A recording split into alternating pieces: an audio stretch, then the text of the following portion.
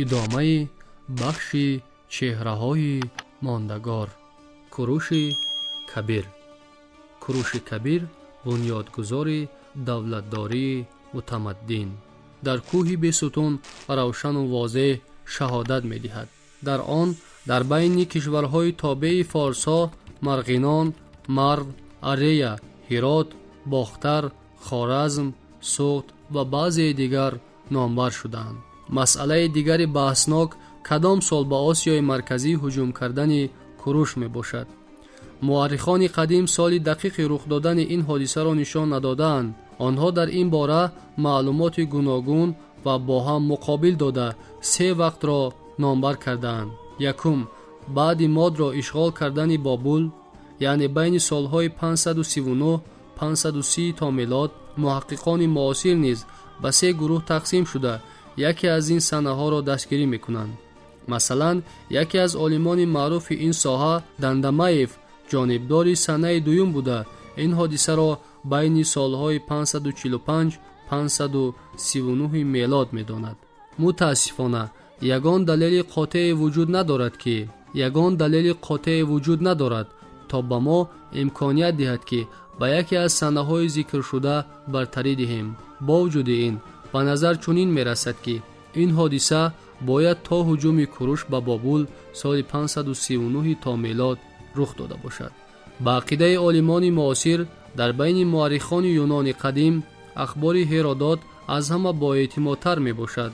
از روی معلومات او این حادثه بعد لیدیا را اشغال کردن کوروش رخ داده است. با قول هرودوت وقتی که گرپک شهرهای آسیای خود را ضبط میکرد، کوروش تمام کشورهای آسیا را پی هم اشغال نموده تنها بعد این به بابل هجوم کرد. شاید یک سبب اختلاف نظر مورخان یونان قدیم در این مسئله از آن عبارت باشد که بعضی کشورهای ایران شرقی به مثل ایرکانیا و پورت تا ضبط ماد و به واسطه بعد این حادثه اختیاراً به کوروش تابع شدند. اگر بعضی مملکت‌های دیگر آسیای مرکزی با آنها پیروی کرده باشند عجبی نیست. یعنی این حادثه هنوز پیش از ضبط لیدیا سر شده احتمال یک چند مرحله را در بر می‌گرفت. از گفته‌های هرودوت و دیگر مورخان قدیم یک چیز تا اندازه عیان می‌گردد.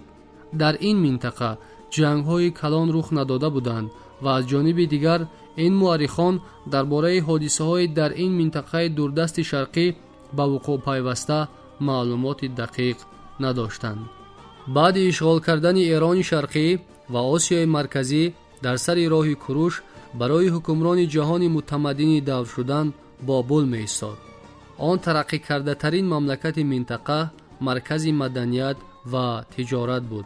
اشغال کردن این دولت برای پارس ها هم اهمیت سیاسی حربی و هم اقتصادی فرهنگی داشت.